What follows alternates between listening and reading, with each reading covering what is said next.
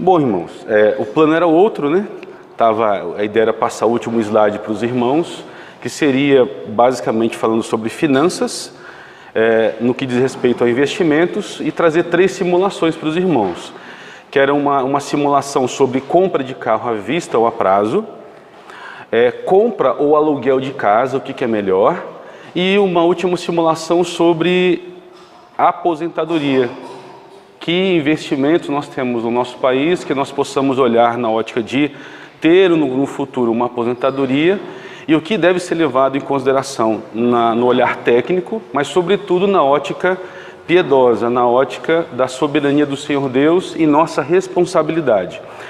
Sem dúvida alguma, eu fico um pouco prejudicado não tendo os slides, mas eu vou tentar, primeiro, relembrar algumas coisas da aula passada, e trazer de cabeça, eu lembro alguns números, e falar para os irmãos o que os irmãos têm que estar atentos quando se fala em investimento no que diz respeito. Mas carro não é investimento, eu compro um carro, mas como eu devo olhar na compra de um carro, que hoje praticamente é indispensável para muitas pessoas, não para todas, mas como que eu olho numa ótica de investimento para a compra do carro? Para que eu não seja um mau mordomo aos olhos do nosso Deus, porque lembramos até o momento que tudo que fazemos é para a glória do nosso Cristo, amém? E aqui eu já começo a lembrar a visão que nós devemos ter, a cosmovisão que devemos ter em todas as áreas do conhecimento, em tudo que venhamos a fazer. Lembra daquele slide inicial das palestras, que é a criação, há uma queda, há uma redenção, e aqui nós temos a ênfase em Cristo, e haverá um dia glorificação. E a ótica que nós devemos ter é com essa ótica de entender que houve uma criação, mas o homem caiu, e essa é uma responsabilidade humana, o Senhor Deus não participou disso, e na redenção nós temos aqui Cristo nos redimindo, e nesse momento Cristo ele nos faz novamente aptos, pela graça dele, a discernir, e assim a clamar pela graça ainda mais, na perseverança dos santos, para tomarmos decisões que glorifiquem ao nosso Rei e não a nós mesmos. E no final da palestra nós sempre temos enfatizado uma vida de sacrifício vivo de louvor a Deus. Lembra o diagrama final de cada palestra? Tem aquele diagrama embaixo que é uma vida de idolatria, uma vida centrada nos meus desejos. E em cima nós colocamos outro diagramazinho, que a cosmovisão cristã nos leva a ter o quê? Uma vida de sacrifícios vivos agradáveis a Deus. Perfeito. Então é essa ótica que nós devemos olhar também para investimentos agora. Ou eu olho numa ótica de idolatria, centrada em mim mesmo, olhando para o investimento como algo que vai trazer um prazer somente para mim no futuro, ou numa ótica de sacrifícios vivos para louvor agradável a Deus. E aí, nós da última aula falamos sobre poupança no que diz respeito. Lembra que nós dividimos poupança em 2 subtemas, reservas e investimentos. Reserva nós vimos na aula passada, que são aquelas necessidades a curto prazo ou médio prazo. Como que eu poupo? Aquelas pessoas que têm uma menor, humanamente falando, tá, meus irmãos? Sabemos que Deus é soberano, mas humanamente falando, dentro da nossa responsabilidade, nós temos uma maior segurança. Aquela pessoa que é um concursado, aquela pessoa que tem uma maior segurança no olhar humano, num trabalho, ele tende a poupar menos. Quanto menor essa segurança, maior a poupança. Lembram disso que nós falamos? Vimos que a reserva ela tende a ser algo com uma maior liquidez, porque eu tenho que, numa emergência, rapidamente ter acesso àquele recurso, e aí são investimentos, aplicações com maior liquidez, e menor rentabilidade. No caso hoje do investimento, nós vamos falar, é um pouco diferente. Eu já penso em algo a longo prazo. Eu também penso, se eu tenho uma menor segurança, eu sou um profissional liberal, eu vou procurar poupar mais, porque hoje eu posso ter uma renda, amanhã não. Eu dependo do quê? De contratos que eu firmo, de situações econômicas, financeiras adversas da nação. Então, eu procuro poupar mais, tendo uma expectativa de passar por mais situações adversas e ter ali uma oportunidade de glorificar a Cristo de maneira mais sábia nos momentos de adversidade, ok? Hoje, entrando no investimento, o que nós íamos começar a falar seria, novamente relembrando, aquela relação que nós temos com os bancos. O banqueiro empresta o dinheiro dele para nós? Ele empresta dinheiro de quem? De outro. Se eu coloco o dinheiro, o pastor Mário vai no banco pegar, de repente, algum financiamento. Ele não vai emprestar o dinheiro dele, o banqueiro, vai pegar o meu dinheiro de outras pessoas que depositaram lá e empresta. Então, para o banqueiro é uma situação muito confortável. Ele paga para mim, no investimento, um juros desse tamanho e cobra um juros desses, tamanho na hora de que alguém vai pegar emprestado dele. Só que o dinheiro não é dele, é meu. Então, por que é importante essa relação? Com instituição financeira, logo eu tenho que ter isso em mente. E aí entra, e algo que eu quero deixar muito enfatizado para os irmãos, é o custo tem um termozinho que eu sempre... O custo da impaciência. Quanto mais impaciente eu sou no planejamento e no uso dos recursos que o Senhor Deus me dá, mais eu vou sofrer o ônus de endividamento ou de má gestão dos recursos que Deus tem me dado. O crente, ele tem que lutar contra essa impaciência. Nós temos visto em todas as aulas que o mundo, ele tem sempre nos colocado algumas condições de que você é melhor conforme aquilo que você tem. O mundo coloca para nós alguns conceitos de qualidade ou de sucesso que são muito aparentes, muito ligados não ao caráter, mas àquilo que você mostra ter em bens materiais e recursos financeiros. E isso é pecaminoso. Isso não é a ótica da vida cristã, genuína. Nós temos visto, falamos sobre o Calvino várias vezes aqui, vimos quando em nosso meio há pessoas carentes, como devemos nos comportar. A igreja tem a honra de servir, como discernir os reais carentes dos oportunistas. Vimos também isso na segunda aula. E quando nós vamos falar em investimento, eu tenho que lembrar que Calvino também nos diz que o coração do homem é uma fábrica de ídolos. Então o meu coração, ele vai tender a olhar para esses recursos financeiros como uma garantia de tranquilidade no futuro. E aí começa o grande perigo. E a aula de hoje, a ênfase da aula é nessa relação de soberania de Deus e responsabilidade humana. Eu não posso me esconder debaixo da soberania de Deus e não fazer o meu planejamento. Mas eu não posso planejar de maneira exagerada e confiar somente nisso, desconsiderando a soberania de Deus. Porque isso é idolatria. O caminho da idolatria é quando eu me esqueço da soberania. Eu passo a olhar somente para os meus atos como algo que vão me garantir um sucesso no futuro. Então, quando eu falar aqui em investimento, tenho sempre em mente isso, o risco da idolatria que surge nos nossos corações ao desconsiderar que há uma soberania de Deus. O que eu quero dizer com isso? Nós podemos planejar, nós podemos ser muito capazes na execução desse planejamento. Eu posso fazer aquele ciclo do retorno do planejamento e ver o que deu errado e planejar de novo. Posso ser perfeito nisso. Mas Deus, da sua soberania, Ele pode ter outros planos. Eu tenho que, como crente, entender que não é porque um plano meu foi frustrado que eu devo deixar de lado o planejamento. E sim glorificar a Deus, porque a mudança soberana dEle me livra de situações terríveis em minha vida. Eu planejo de novo. Vocês entendem essa relação, meus irmãos? Porque eu percebo, quando eu falo sobre finanças com algumas pessoas, elas fazem um plano, planejam, e às vezes aquilo dá tudo errado, eles se frustram e falam, não quero mais saber disso. Isso é pecaminoso, porque eu estou deixando de levar em conta a soberania do nosso Senhor Deus, e aí eu passo a ser um mau mordomo, que eu não estou mais disposto a planejar. Então, com essa cosmovisão estando novamente revisada e reforçada, o que é melhor hoje que os irmãos acham? Comprar um carro à vista ou financiá-lo?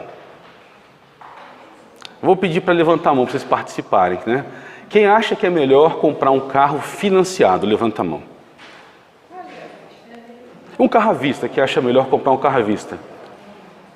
Tem gente que não quer saber de comprar carro, não está nem para isso, né? Tudo bem. Melhor é comprar à vista, mas nem sempre temos dinheiro para comprar à vista. Né? E como que a gente faz que não tem dinheiro para comprar à vista?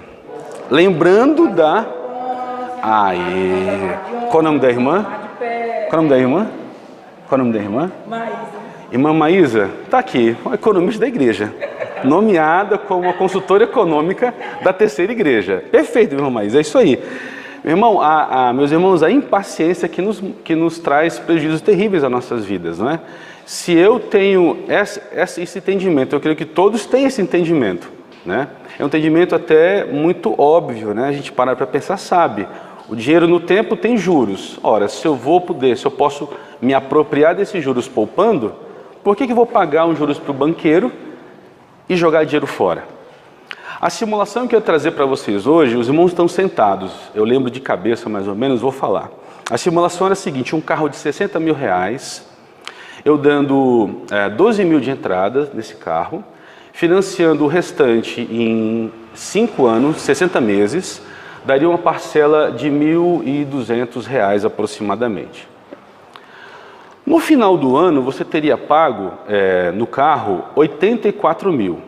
O carro de 60 mil, 24 mil, 85 mil uma fração, 25 mil de juros, de custo do dinheiro no tempo.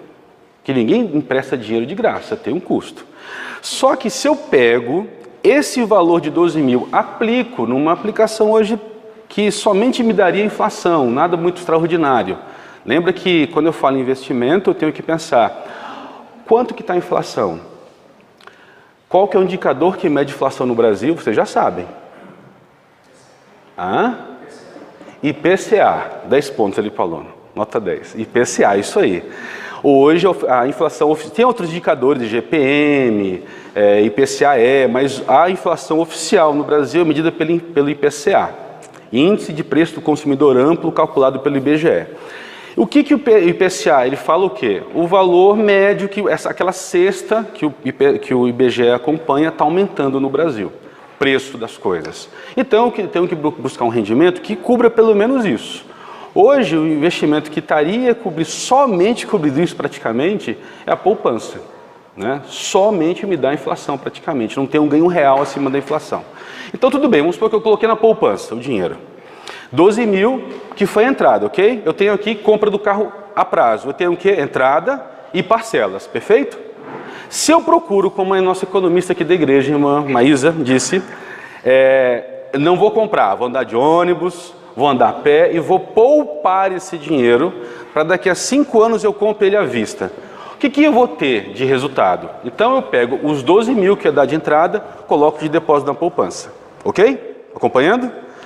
A parcela que seria de R$ 1.200, eu não vou pagar o carro, eu vou poupar. No final desse período, eu terei, no final dos 60 meses, R$ 101 mil. Ou seja, ao invés de ter pago 60, ter tirado um bem de 60 mil, que no decorrer dos 5 anos ele vale 18 mil depreciado, ou seja, comprei um carro de 60, no final dos 5 anos ele vale sabe quanto? 18. Mas eu paguei efetivamente por esse carro que vale 18, depois de 60 meses eu paguei 85 mil. Se eu pego o prejuízo que eu tive pagando os juros para o banco e a perda que eu tive de oportunidade de ter os juros na poupança, eu tenho uma perda aí era uma perda total, deixa eu lembrar aqui, de 45 mil reais, não, 56 mil reais de perda que eu tenho. Eu toquei fogo 56 mil. Então, quando eu pego um carro, compro a prazo, um carro de 60 mil reais, no final de 5 anos, eu joguei fora 56 mil, porque ele vale só 18. Se eu faço todos os cálculos, é como se fosse uma fogueira no quintal, pega 56 mil e toquei fogo. É isso que eu faço. E se eu opto sempre por fazer isso, no final, na compra do 11º carro, vai ser muito carro para comprar, além de comprar sempre um carro à vista, eu tenho guardado 500 mil reais ainda. Fica difícil vocês entenderem sem a simulação, mas vou deixar a apresentação aqui para os irmãos. Mas qual que é a mensagem que fica? O crente, quando ele é impaciente, ele paga muito caro por isso. Todo mundo, né? Mas eu falo crente porque partimos do pressuposto que nós entendemos o que é a mordomia cristã. O que eu tenho não é meu. Eu estou administrando por um pouco tempo e vou prestar conta disso. Os irmãos lembram que todas as aulas nós falamos sobre a mordomia, sobre a vida frugal. falamos sobre que se Deus faz alguém rico, faz com qual propósito? Para servir outros, não é em primeiro lugar para servir os meus prazeres, é para olhar para a igreja e ver que eu devo ser bênção para a igreja de Cristo, que é a noiva de Cristo. Então, esses conceitos todos, eles têm que estar vindo à minha mente constantemente quando eu estou atuando na minha responsabilidade. Porque senão vira um ídolo em si mesmo. Se eu passo a poupar para comprar o carro à vista, e a motivação é apenas ganhar esse recurso, brilham os olhos quando eu penso nesses 500 mil que eu vou poupar daqui a 11 anos, no 11º carro comprado, isso é uma idolatria. É um fim em si mesmo. E é isso o motivo pelo qual nós temos que sempre lembrar da soberania de Deus, do nosso papel como crentes. Então, fica muito óbvio para os irmãos que melhor é comprar um carro à vista. E aí vem a pergunta, mas quem tem paciência de esperar? Eu não sei, meus irmãos, mas eu sei que é o melhor caminho que nós temos para glorificarmos a Cristo no que diz respeito a essa escolha da compra de um carro. Tem irmãos, e aqui eu quero trazer uma atenção, eu uma vez falando sobre essa simulação, e aí surgiu a discussão sobre juros abusivos. E aí o irmão pegou e falou, e aí tinha um advogado na plateia e falou, não, hoje tem muitos juros que são abusivos, que você, se entrar na justiça, você financia um carro, você entrando na justiça, você consegue rever, às vezes o que você pagou já quita o carro. Né? Que tem lá não tem hoje mais uma previsão legal sobre a usura na lei, mas tem algo, a jurisprudência olha naquele mercado que seria considerado módico, justo, e se aquilo for acima do que a jurisprudência considera justo, a pessoa pode recorrer na justiça e ganhar. E aí depois uma pessoa falou, então vou financiar meu carro, pegar um juros alto e depois entrar na justiça e ganho. Cuidado com esse pensamento, isso é pecaminoso, né? Eu fazer algo esperando dar o golpe numa instituição. Mesmo que aquela instituição esteja fazendo algo errado, eu não tenho direito de fazer isso. Os irmãos estão me entendendo? Seria a maldade, o pecado, né, do homem aflorado. Então eu faço o quê? Eu poupo aquele dinheiro, procuro me aconselhar com alguém, vejo a melhor opção que eu tenho no mercado e vou poupando. Ninguém nasceu de carro aqui. Eu sei que tem irmãos que talvez não tenham um carro aqui. Você não vai morrer por isso. É difícil? Sem dúvida alguma. Mas é aquilo, é uma escolha que se faz. Se eu escolho financiar, eu tenho que entender que eu vou estar jogando uma boa parte daquilo que Deus me dá fora. E vou estar sendo, sim, um mau mordomo. Como eu devo olhar isso? Se alguém aqui fez isso, eu quero antecipar e no final vou reforçar isso. Não fique também com peso sobre os seus ombros se você fez isso. E hoje, de repente, você sai daqui sabendo, poxa Deus, não foi, Senhor Deus, a melhor escolha. Não fique arrasado com isso. Procure, a partir de hoje, mudar de hábito. Cristo na cruz, Ele cumpriu tudo, meus irmãos. Nós devemos ter um relacionamento com o Senhor Jesus quando nós somos conscientizados de erros ou de pecado em nossa vida, nos autocomiserarmos e ficarmos naquela situação de, agora... Não, Senhor me perdoe, a partir de hoje me ajuda, não quero mais fazer isso. Ok? Para termos o equilíbrio, né? A moeda, nossa oração, nós temos a justiça de Deus, temos a misericórdia do Senhor Deus. Não podemos olhar para a justiça e sairmos daqui se alguém financiou, está apertado. Tem como você renegociar com o banco isso.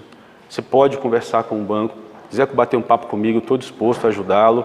Mas tem como fazer isso de maneira correta, sem agir de maneira fraudulenta, como infelizmente muitos fazem. Na outra igreja que eu fui, teve um irmão que não sabia disso, ele foi realmente enganado pelo banco, ele entrou na justiça e foi corrigido os juros dele. Então é uma situação diferente. Então tem também essa situação, pode ser, poxa, financiei, não sabia disso, fui ingênuo de certa forma, mas agora estou entendendo que me passaram a perna. Eu posso rever? Deve. É lícito isso, tá, meus irmãos? Não é errado. Errado é quando a motivação do meu coração é assinar o contrato para lá na frente eu ganhar alguma coisa. Aí é a motivação do coração do homem que é o problema. Nós vamos estar alerta. Tem alguma dúvida sobre isso? Não. Não, eu só ia falar o seguinte, sobre pegar o empréstimo e fazer a compra do carro ou as parcelas. No caso, a parcela quando o salário sempre atrasa, né? Acontecer de atrasar, já tem que colocar mais juros em cima daquela parcela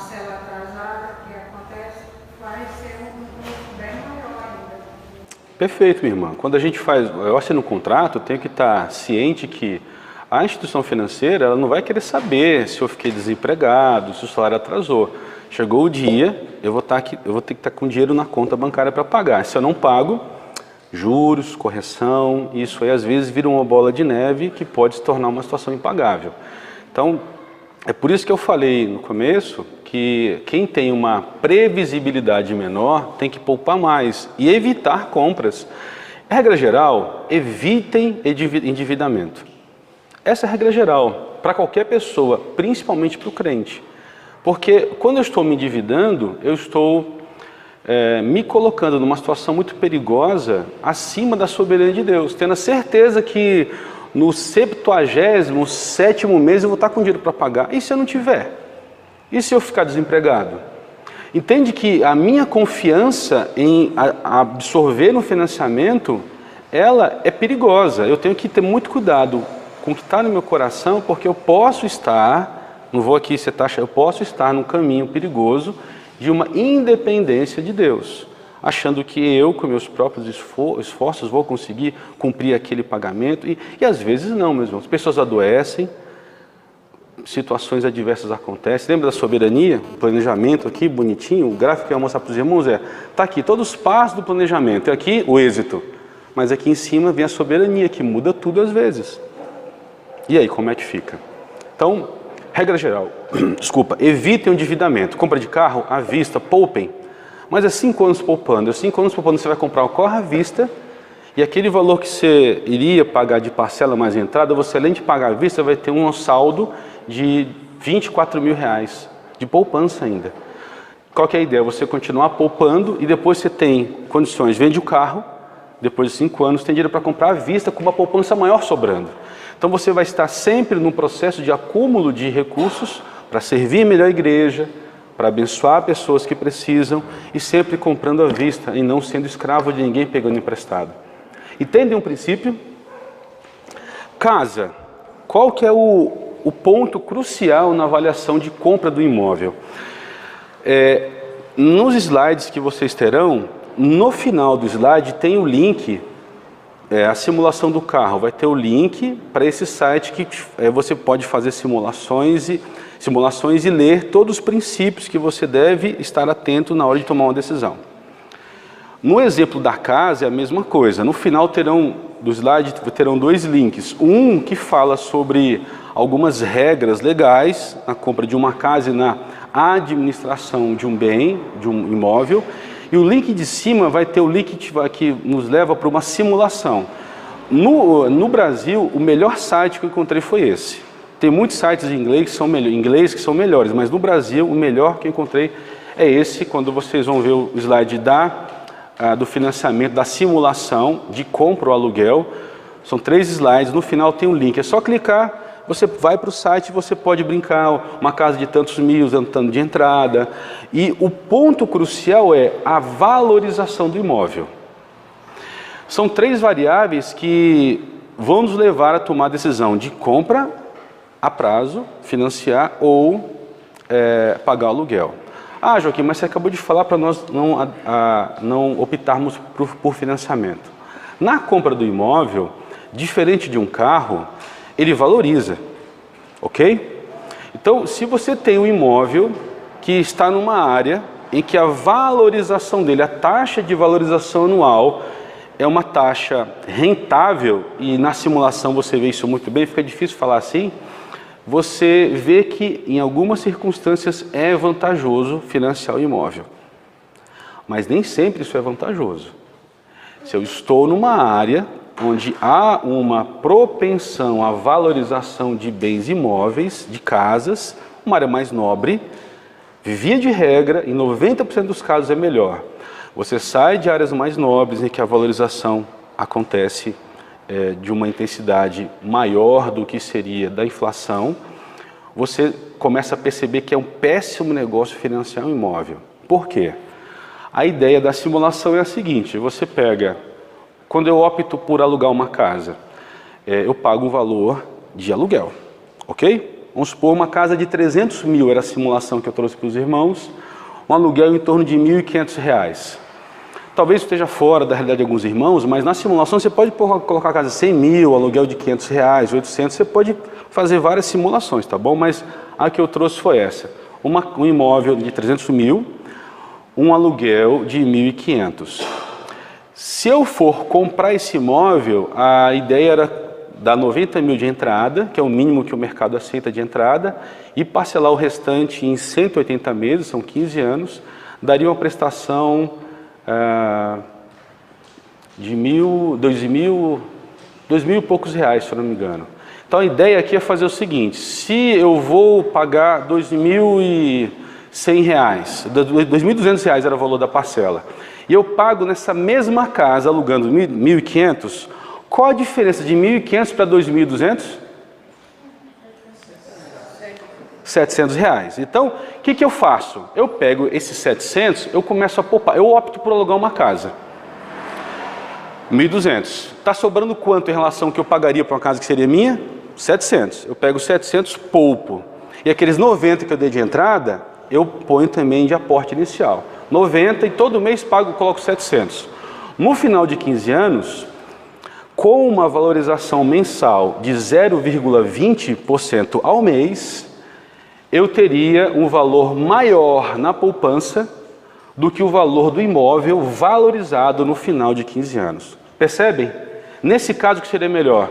Eu alugar a casa, poupar o dinheiro, porque no final de 15 anos eu tirei o dinheiro para comprar a casa à vista e tirei uma sobra de 95 mil reais ainda. Entenderam isso? Fica difícil assim sem o slide, né? Mas o que os irmãos têm que ter em mente sempre? Financiamento de casa. Taxa de valorização do imóvel. Eu não posso olhar apenas o preço do imóvel. Quer dizer, poder posso, mas não devo. Né? Eu devo olhar, tá, esse imóvel vale tanto. O que tem ao redor desse imóvel? Essas casas, ela tende a se valorizar quanto aqui nessa região que eu estou pensando em comprar? Tem um amigo meu que ele comprou uma casa, ele gastou uns 90 mil na casa. A casa ele comprou por algo em torno de uns 150 mil. Em tese, ela valeria depois 240 com 90 mil. Hoje, se ele quiser vender por 210, ele não vende. Então, foi um péssimo negócio ele comprar essa casa e botar mais 90 mil, porque o bairro não é um bairro muito bom.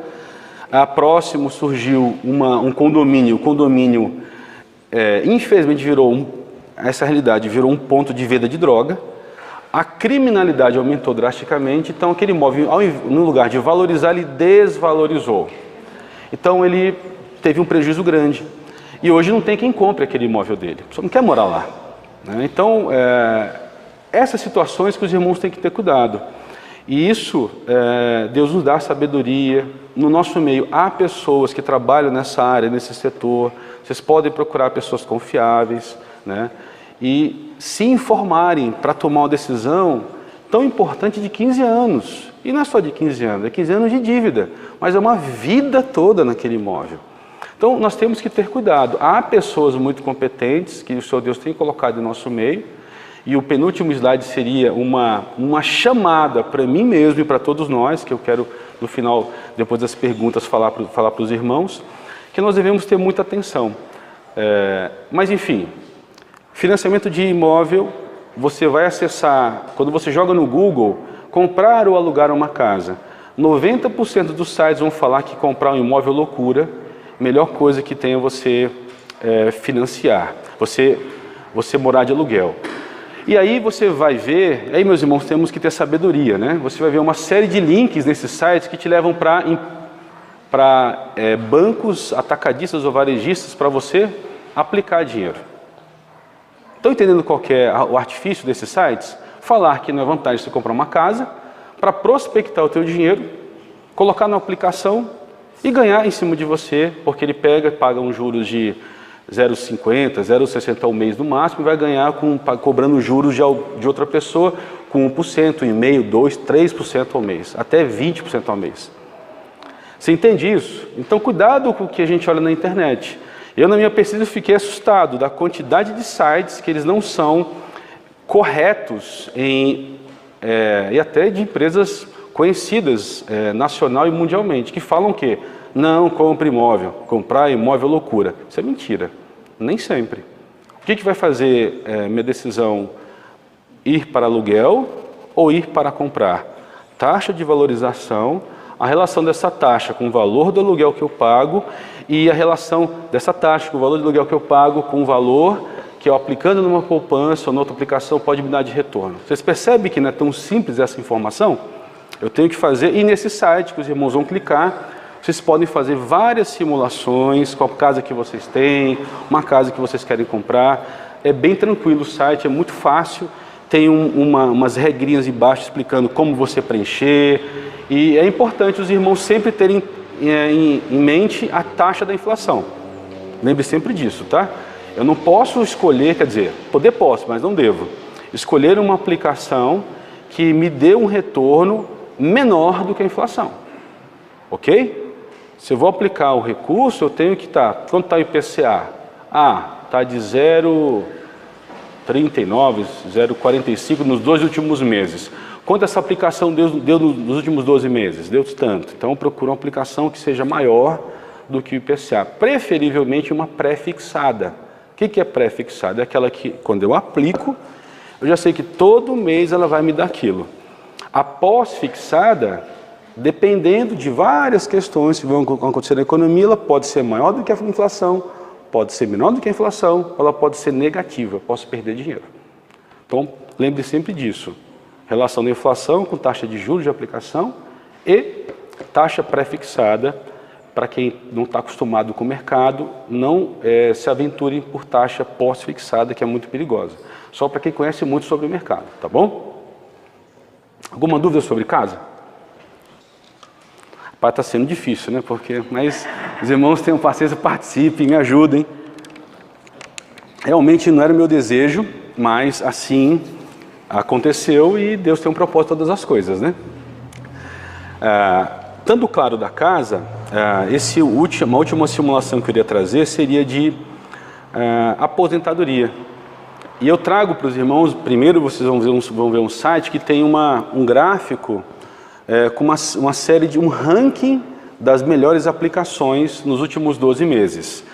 Eu gosto muito desse site. Lembra na primeira aula, na segunda aula, quando eu trouxe para os irmãos, para quem gosta de smartphone, baixar aqueles apps que você tem como fazer o seu orçamento no próprio celular e acompanhá-lo online? O site Minhas Economias, para mim, eu acho um dos melhores, para mim é o melhor que tem hoje no Brasil. É gratuito, você tem acesso a tudo que você quer saber de economia, você tem lá artigos com uma linguagem muito clara, muito acessível e gratuito. Então, minhaseconomias.com.br. Você pode baixar planilha, baixar softwares, é muito bom. Ou seja, não tem desculpa, meus irmãos, para nós não sermos ótimos mordomos do Senhor Deus aqui nessa terra. Né? Deus, na sua graça comum, tem levantado pessoas para servir outras e também a igreja. E nós devemos aproveitar essas oportunidades. Então, acesse esse site. E nesse site, todo mês, ele divulga o ranking. Então, você tem um ranking mensal, um ranking dos 12 últimos meses e o ranking anual das aplicações. Então, em primeiro lugar está o dólar, vem depois o euro, depois vem um IPCA,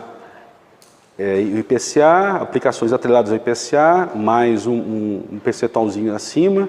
Aí você vem o Tesouro Nacional, aí depois começa a vir LCA, LCI, enfim, vem vindo várias aplicações. O dólar agora está caindo, né? Baixou um pouquinho, mas nos 12 últimos meses foi 27%. Né? Então, mas é aquilo, quem ia adivinhar que ia aumentar isso o dólar? Né? Mas as aplicações assim mais conservadoras, LCI, LCA, para quem está começando a aplicar, lembra que eu não sei se eu falei para os irmãos, e nessa planilha tem lá um link que te leva para o Banco Central, te explica o que é o Fundo Garantidor de Crédito. O que é isso? Tem algumas aplicações que nós fazemos que, se acontecer um caos, quebrar o banco que eu apliquei, até R$250 mil, o Fundo Garantidor de Crédito cobre.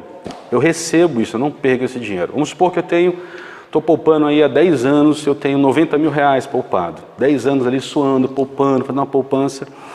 O banco quebra. Se eu estou com esse recurso aplicado em alguma aplicação que tem essa garantia do FGC, do Fundo Garantidor de Crédito, eu demoro um tempinho para receber, dá uns 3 a 6 meses, mas eu recebo o valor corrigido, tá? Então eu não perco esse valor. Então é importante os irmãos lembrarem do FGC. E fica legal, né?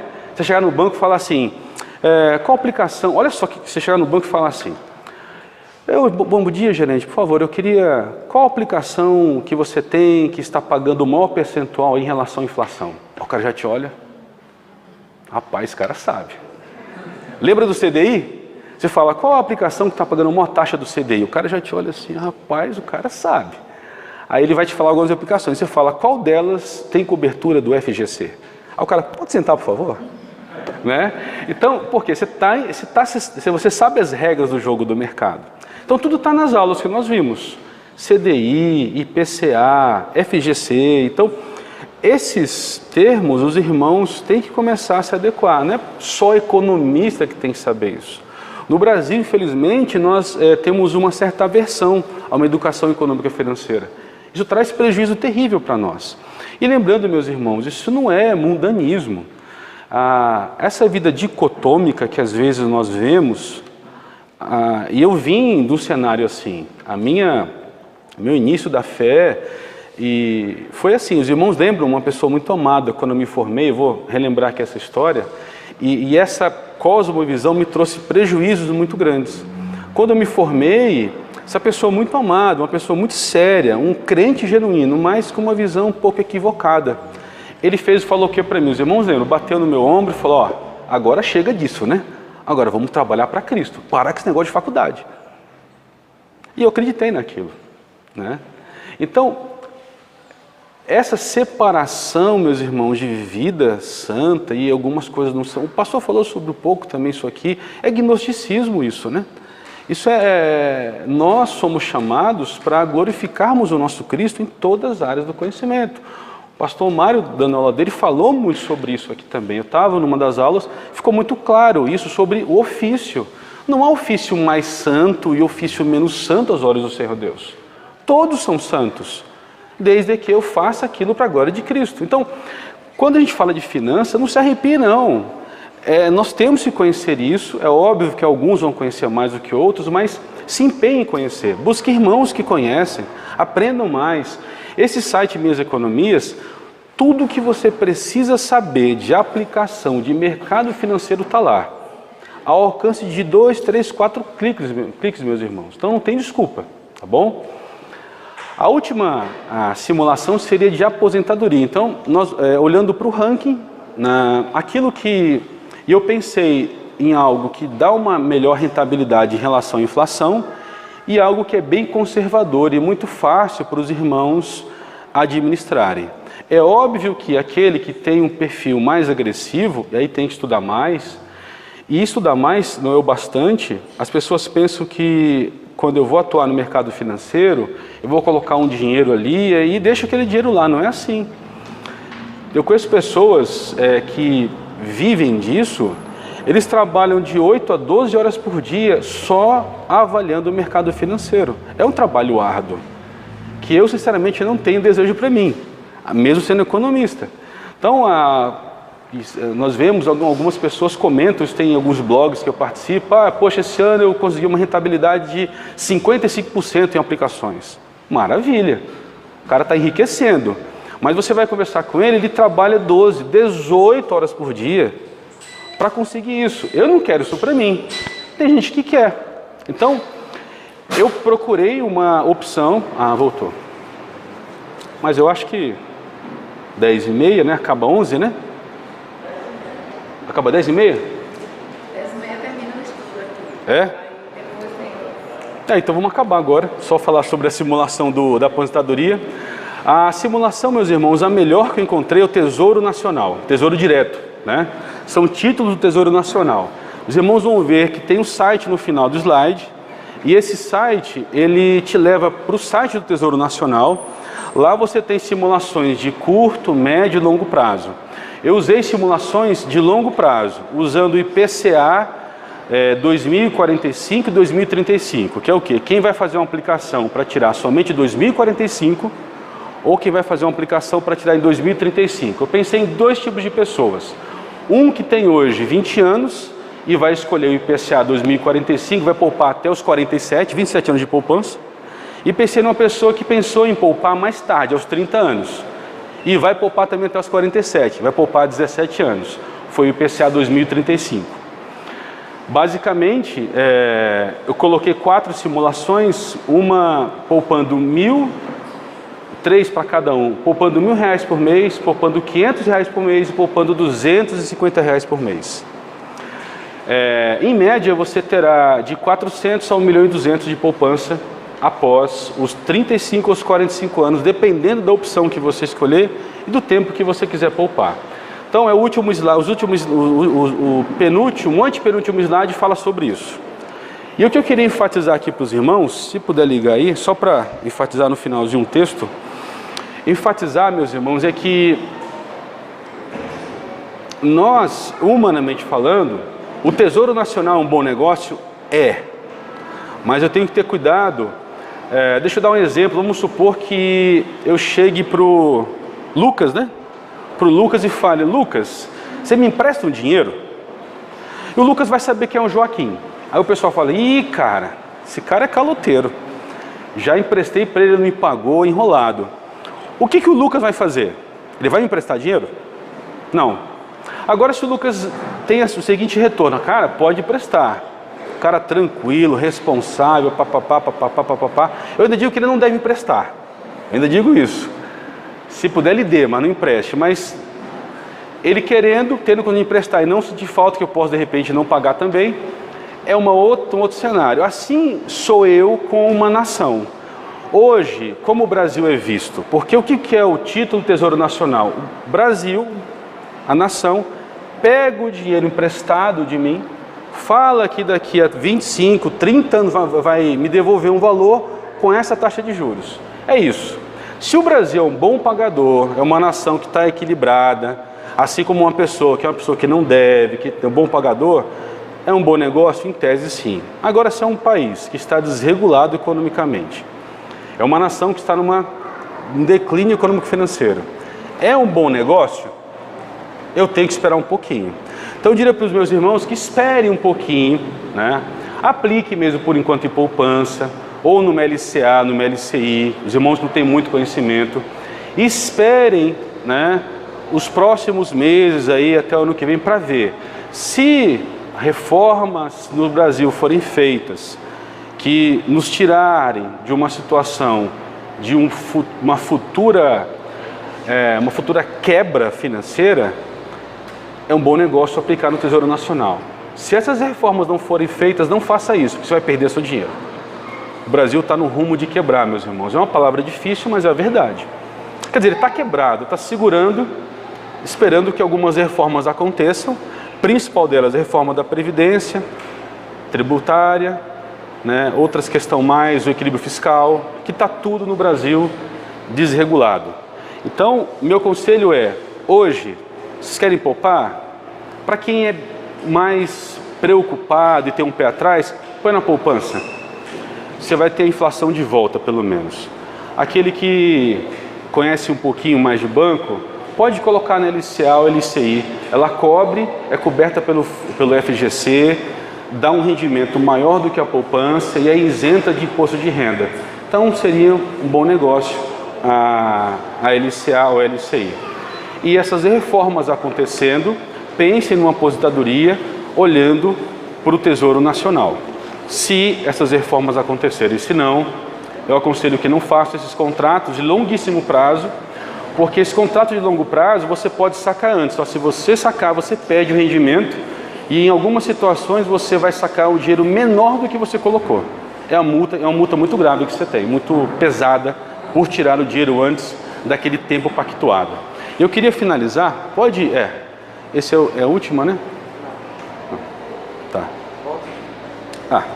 Deixa eu vir pra cá, os irmãos. Estou atrapalhando alguém aqui, não? Onde eu fico melhor? Nunca sei. Sempre fico na dúvida. Aqui mesmo? Tá bom. Esse pode voltar para passar devagarzinho, para assim ficar confuso demais. Pronto. Pode para isso.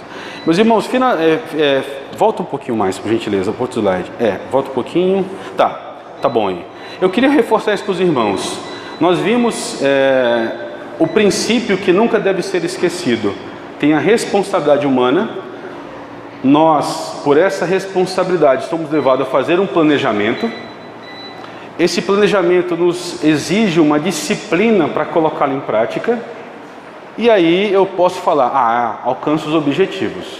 Não necessariamente, porque tem a soberania do Senhor Deus. Isso eu já falei, é só para reforçar para os irmãos. Eu queria trazer dois pensamentos aqui, um pensamento e um texto para os irmãos aqui de Calvino. A responsabilidade humana, determinada pelo Senhor Deus, se praticada sem considerar a sua soberania, resultará em idolatria.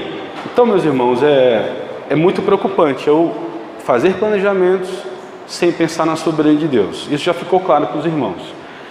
E Calvino nos diz o seguinte: somos sempre e integralmente dependentes de Deus. Um verdadeiro cristão não deverá atribuir nenhuma prosperidade à sua própria diligência, trabalho ou boa sorte, mas antes ter sempre presente que Deus é quem prospera e abençoa. Então, meus irmãos, se você tem planejado, tenha um pensamento que eu devo considerar a soberania de Deus, senão eu vou ser um idólatra.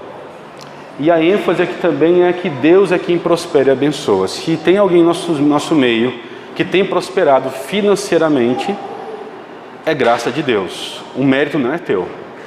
Não caia na tolice de achar que você não puxe para si esse mérito e essa honra, mas se ajoelhe, clame a Deus por sabedoria e peça de Deus mais sabedoria e discernimento para administrar esses bens para a glória de Cristo, não para a nossa glória. E aí, finalizando, é uma convocação que eu queria fazer para os irmãos. Calvino também nos diz o seguinte, na sua obra A Verdadeira Vida Cristã, página 36. Qualquer habilidade que um fiel cristão tenha, deve dedicá-la ao serviço de seus companheiros crentes, como também submeter com toda sinceridade seus próprios interesses ao bem-estar comum da igreja. E aí vem o que Pedro fala em sua primeira epístola, capítulo 4, versículo 10. Servi uns aos outros, cada um conforme o dom que recebeu, como bons despenseiros da multiforme graça de Deus. Meus irmãos, pessoas aqui têm dons. A pergunta é, vocês têm servido a igreja de Cristo? Como o pastor Mário explicou muito bem nas aulas dele, Deus ele tem dado à sua igreja, a cada um de nós tem chamado a cumprir ali um propósito, por meio daquele ofício, por meio da vocação. Como que eu tenho atuado? Eu tenho feito aquela secção, não, aqui é a obra de Deus, aqui é o mundo, no mundo eu faço assim, para a igreja não. Meus irmãos, não podemos agir assim. Eu muito tempo pequei contra Cristo, achando que o conhecimento que eu tinha era para ser usado fora da igreja. Numa fase depois daquela que para de estudar, quando eu voltei a estudar, eu falei, não, isso aqui é para a empresa que eu trabalho. A igreja não vai ser enriquecida com isso. Pecado da minha parte. Então, olhe para o conhecimento que você tem tido e abençoe a igreja de Cristo. Converse com outros irmãos, se disponha a ajudar, se disponha a ensinar. Aproxime-se do conselho da igreja e fale, olha, Deus tem me mostrado uma carreira nessa área, eu acho que eu posso contribuir com a igreja. Dê palestras, dê aula, forme outros pensadores da igreja para a glória de Cristo. E aí, finalizando, meus irmãos, conclusão. Nós vimos que finanças pessoais, na ótica dessa ciência, ela tende ao seguinte, a nos gera um olhar para o homem de um ser que tem necessidades ilimitadas. Vimos que isso não é verdade, mas ela nos leva a pensar assim. O que isso resulta? A um trabalho focado no rendimento e riqueza. Eu tenho que trabalhar para ter mais, ganhar mais, acumular mais, ser mais rico, e as minhas necessidades ilimitadas sempre vão surgindo outras necessidades. Isso nos leva a uma vida de autossuficiência e focada somente numa satisfação pessoal egoísta, antropocêntrica. Não há Cristo, não há glória do nosso Rei nessa vida. Isso nos leva a uma vida de idolatria. O que nós vimos que a vida cristã nos convoca a ter contentamento, sermos contentes em toda e qualquer circunstância. Isso nos leva a olhar para o trabalho com uma ótica não só de ter o salário, mas de poupança, entenda-se reserva, investimento, poupança, atos de misericórdia. Se Deus me fez próspero, eu tenho que ser mais misericordioso para a glória de Cristo com pessoas que precisam. Uma vida frugal, uma vida simples, uma vida módica. Isso nos leva a entender melhor a relação entre soberania do Senhor Deus e responsabilidade humana e resulta numa vida de sacrifícios vivos ao Senhor Deus. Como eu tenho vivido? E aí vou reforçar esse pensamento. Às vezes pensamos que podemos alcançar facilmente as riquezas e as honras com nossos próprios esforços ou por meio do favor dos demais. Porém, tenhamos sempre presente que estas coisas não são nada em si mesmas e que não podemos abrir caminho por nossos próprios meios, a menos que o Senhor queira nos prosperar. João Calvino, em sua obra A Verdadeira Vida Cristã. E aí vou deixar aqui um texto que os irmãos conhecem bem da palavra, que é um texto de alívio, um texto que traga paz para nós. Eu não sei se alguns aqui como eu pequei contra o Senhor, tendo uma vida egoísta, centrada em mim mesmo, olhando para minhas conquistas como glória somente para mim, e ofendi a Cristo durante muitos anos em minha vida. Se alguém foi confrontado assim, como até hoje eu continuo sendo, e glória a Deus por isso, é mérito do nosso Cristo isso, eu queria deixar essa palavra pastoral para os irmãos para se esconderem em Cristo, se reanimarem em Cristo e viverem novas escolhas em Cristo e para a glória de Cristo. E a reflexão é a seguinte: não tem mais, ó pequenino rebanho, porque vosso Pai se agradou em dar-vos o seu reino. Vendei os vossos bens e dai esmola, fazei para vós outros bolsas que não desgastem, tesouro inextinguível nos céus, onde não chega o ladrão, nem a traça consome, porque onde está o vosso tesouro, aí estará também o vosso coração. E aí a ênfase aí, meus irmãos, é que estamos numa terra estrangeira, mas não devemos temer. Nós somos chamados a não amar essa terra, mas amar a terra vindoura. E esse amor, pela graça de Deus, nos leva sempre a fazer escolhas que glorificam o nosso Cristo. Espero que os irmãos tenham sido edificados. Hoje eu creio que não foi aquilo que nós esperávamos, mas os slides estão aí. Estou aberto aí para os irmãos, se quiserem procurar para tirar alguma dúvida. Queria apenas perguntar, antes de terminar orando, chamando o pastor daqui, o pastor Marcos para orar. Queria perguntar se tem alguma dúvida, algum questionamento, alguém? Não, tem. Pode falar, minha irmã.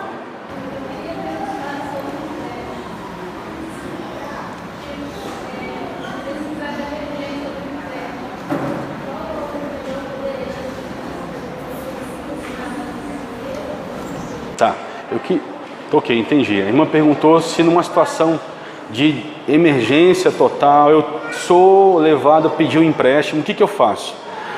Lembra na segunda aula que nós falamos para a poupança na ótica de reserva? O ideal é que hoje os irmãos possam poupar olhando como reserva. Ah, Joaquim, mas eu só consigo poupar R$5. Poupe R$5 por mês. Ah, eu consigo poupar 20. Poupe R$20 por mês. Guarda na poupança alguma coisa, pensando em situações futuras adversas.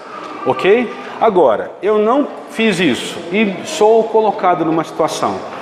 A opção menos danosa é aquela pessoa que tem um salário, tem uma conta salário no banco e faz um empréstimo pessoal vinculado ao contra-cheque. O menor juros que tem no mercado hoje é esse, é chamado empréstimo consignado. É menor, mas é muito alto, mas é o menor que tem no mercado. Não tendo essa opção, infelizmente a irmã vai ficar à mercê do juros abusivo, que está em torno de 2,5%, 3%, que é uma loucura isso, mas infelizmente, se não há circunstância, é isso. Mas antes de fazer isso, se há uma situação emergencial, e nós estamos falando do corpo de Cristo, minha irmã e meu irmão, procure a igreja, né? Procure socorro na igreja. Se Deus tem feito pessoas prósperas na igreja, é para que nessas circunstâncias, pessoas que passam por situações realmente necessitadas, que sejam assistidas também. Nós vimos na terceira aula como Calvino tratava disso em Genebra. Irmã, lembra? Como em Genebra era tratado isso, a diferença que era dada dos necessitados para os aproveitadores. Devemos olhar para isso. A igreja, na hora de tomar uma decisão, ela deve lembrar. É óbvio que eu entendo o que a irmã está dizendo, pessoas que são pessoas sensatas, pessoas honestas, que por uma questão estão numa situação muito ruim financeiramente. Nesse caso eu entendo que essa pessoa deve buscar a igreja, a liderança, abrir o coração e colocar essa situação. Se a pessoa vai pegar um empréstimo no banco, fale com a igreja antes, vê o que a igreja pode fazer. Pode ser que a igreja não possa fazer nada, mas tenho certeza que o melhor que a igreja irá fazer é orar por essa pessoa e ajudá-la em futuros planejamentos financeiros e em futuras tomadas de decisões melhores, ok? É muito prático o nosso meio. Nós tivemos aí já, eu estou há 2 anos e meio no meio, como membro de uma igreja presbiteriana, e nós já tivemos, envolvendo todo o presbitério de nossa cidade, eu acho que pelo menos 4 grandes eventos que era para arrecadar recursos para irmãos que tinham que fazer cirurgia de última hora, e todos eles levantaram recursos. Um era para uma cirurgia nos olhos, estava ficando cego. O outro era para uma missionária que estava, o esposo dela está até curado, o Senhor Deus curou, mas usou a igreja, levantou R$7.000 de recurso. Então, há situações, a igreja pode socorrer pessoas realmente necessitadas. Buscar diretamente uma instituição financeira, eu vejo aí como um ato que deve ser repensado, porque ele vai realmente tirar o seu recurso, não vai te ajudar. Ele vai, aparentemente, uma ajuda inicial, mas a médio e longo prazo vai trazer mais prejuízo do que auxílio para aquela pessoa. Respondi? Tá bom. Diga. É a questão do empréstimo e do financiamento. Eu ouvi muitas pessoas falarem que sai bem mais barato fazer um empréstimo e comprar um carro. No caso, é um empréstimo consignado. Depende.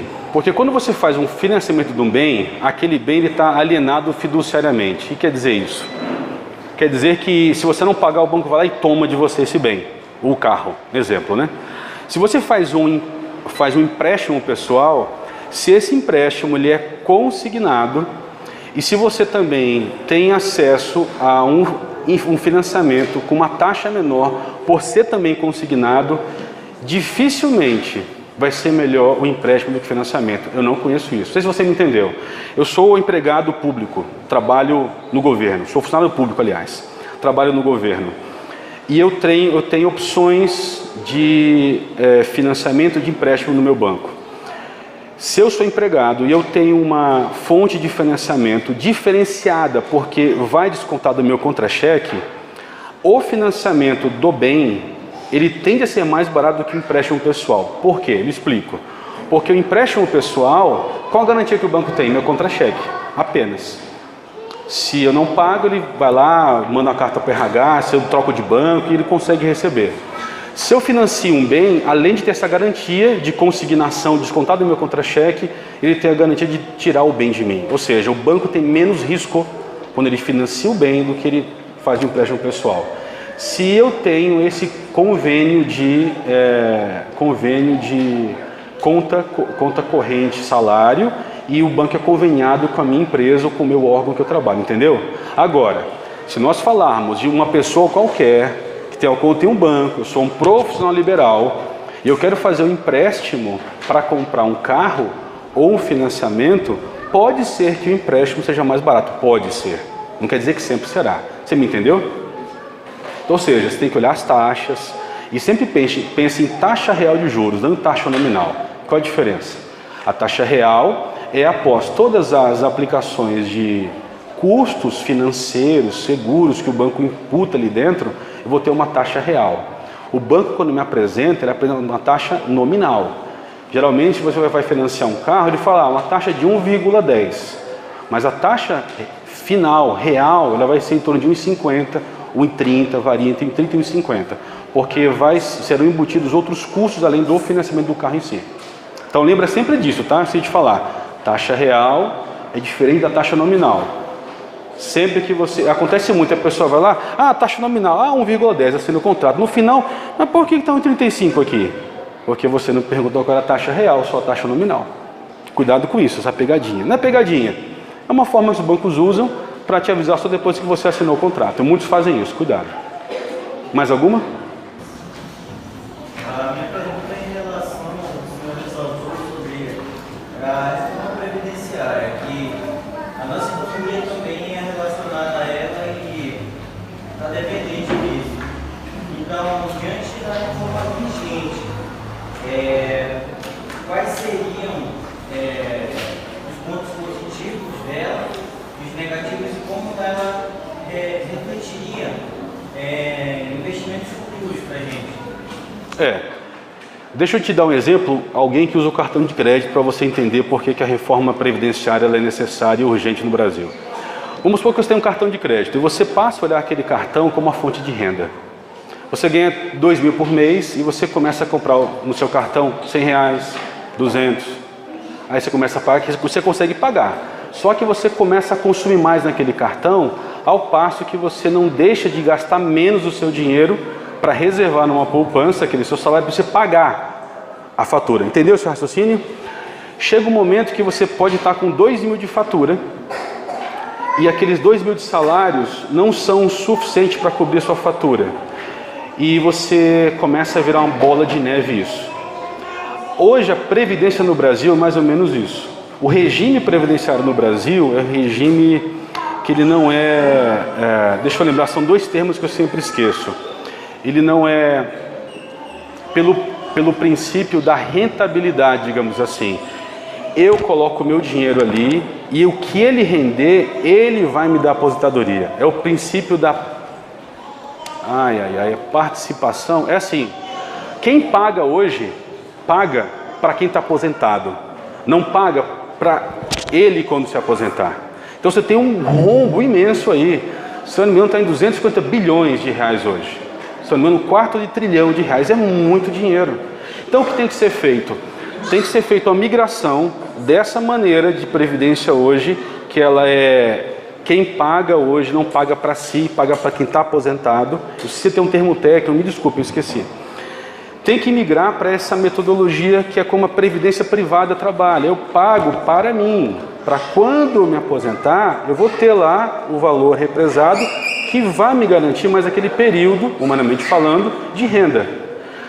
Só que tem que ter 250 bi para colocar imediatamente e tem que ter ainda mais recursos para continuar sendo depositado para cobrir de quem está aposentado, ao passo que quem está entrando, quem está hoje numa idade que vai começar a poupar nessa ótica de rentabilidade. Você entendeu? Então é uma solução dificílima, não tem economista que fale, olha, assim nós solucionamos, mas sabe-se que tem que fazer uma reforma. Isso é consequência do quê? Anos de responsabilidade fiscal, tributária, no Brasil. 30 anos de responsabilidade nos resultou nisso. E aqui, meus irmãos, voltando para o nosso tema, são 30 anos de pessoas que não temem a Deus, que não amam o Senhor, assumindo cargos e tomando locais, decisões que hoje nos colocaram nessa situação. Joaquim, mas está debaixo da soberania de Deus. Eu creio que está, mas nós temos uma responsabilidade quanto crentes. Quantos contadores existem aqui? Economistas, administradores, ou futuros contadores, administradores, advogados. Você pensa em fazer diferença na sua nação? Você entendeu que o seu chamado, da sua vocação é glorificar a Cristo onde você foi chamado? Ou você vai ser mais um para deixar esse cenário de corrupção reinar em nossa nação?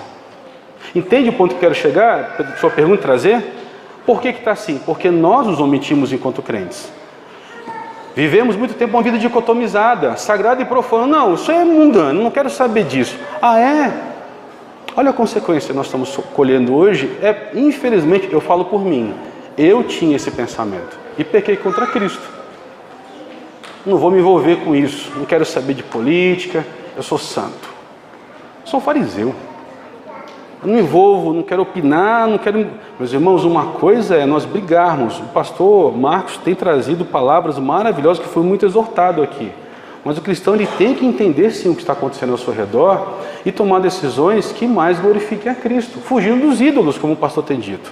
Agora, uma vida de total aversão a coisas dessa terra, É um gnosticismo que o pastor trouxe hoje. Estou vivendo aí, né, de certa forma, uma agnose aí, alguma coisa desse sentido. Então, eu tenho que ter cuidado. Mas a solução, como redunda para o futuro? Se não fizer essa reforma, o ponto que eu trouxe é que não é confiável você dar dinheiro para o Estado para pegar um título do Tesouro Nacional, confiando que ele lhe pague em 30 ou 45 anos, porque ele não vai lhe pagar. Você vai assinar um contrato, ele vai dizer, eu vou te dar o IPCA mais 3% em 30 anos. Ele não fez reforma, antes de 30 anos ele quebra. E ele pega como fez a Argentina, moratória. Olha, desculpa, devo, não vou pagar, não pago para ninguém, quem tinha título perdeu, jogou o dinheiro fora. Mas eu tinha 100 mil reais lá, você perdeu, emprestou para um caloteiro. É isso, entendeu a gravidade, a relação? É isso, é óbvio, meus irmãos, que como crentes devemos orar pela nação, clamar para que isso mude, mas como o pastor Marcos já nos trouxe sempre isso, o que vai acontecer nas eleições já está determinado. Como crentes nós temos uma responsabilidade de olhar e pensarmos em escolher aquilo que mais representa os conceitos do reino. Mas o que vai acontecer, o Senhor Deus já sabe. E devemos orar para que o Senhor Deus nos prepare para o que está por vir. Seja uma situação de melhora ou uma situação de piora. Amém?